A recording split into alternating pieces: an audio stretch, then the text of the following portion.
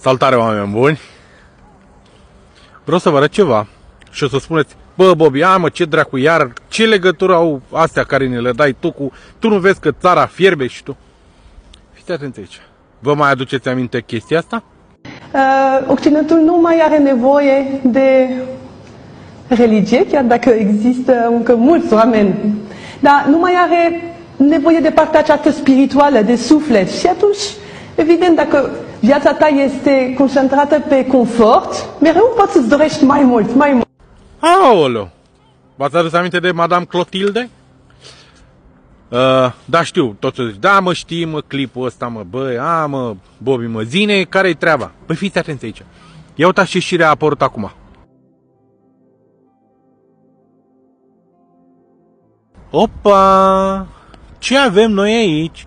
Clotilde Armand pierde definitiv procesul cu Ani și riscă să rămână fără mandatul de senator?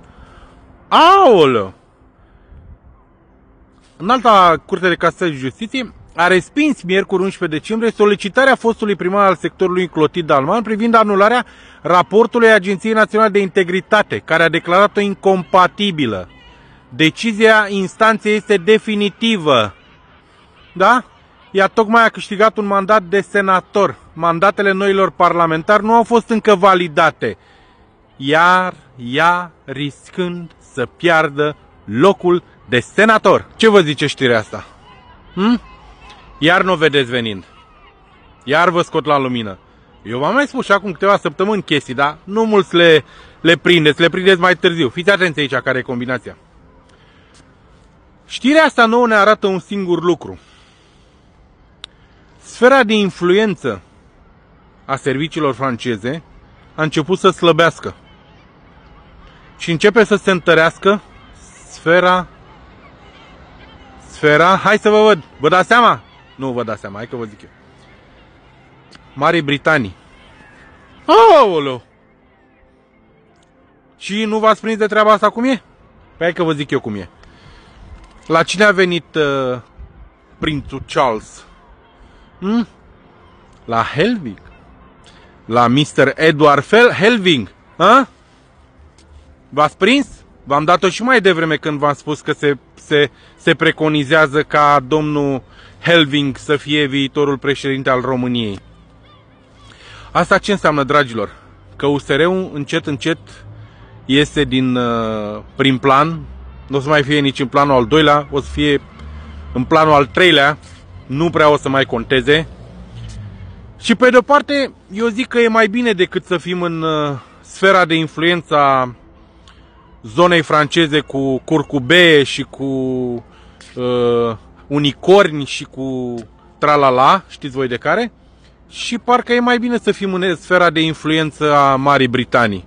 Nu știu, eu așa zic că e mai bine decât cu curcubei. Voi ce părere aveți? Dragilor, lucrurile nu sunt niciodată întâmplătoare și tot ce se întâmplă, v-am mai spus, este un plan bine pus la punct. Un plan pe care nu foarte multă lume l-a știut.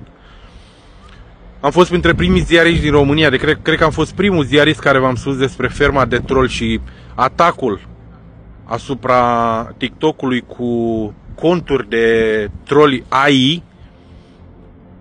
Dar nu am văzut niște lucruri care s-au întâmplat după aceea. Dar acum le-am prins și îmi dau seama că de fapt tot ce se întâmplă în momentul de față pe scena politică este un plan, este o chestie bine pusă la punct, e un plan bine pus la punct, în care noi suntem doar niște foarte frumoși spectatori, docili, care trebuie să ne urcăm în trenul care acum ne așteaptă în gară și să mergem.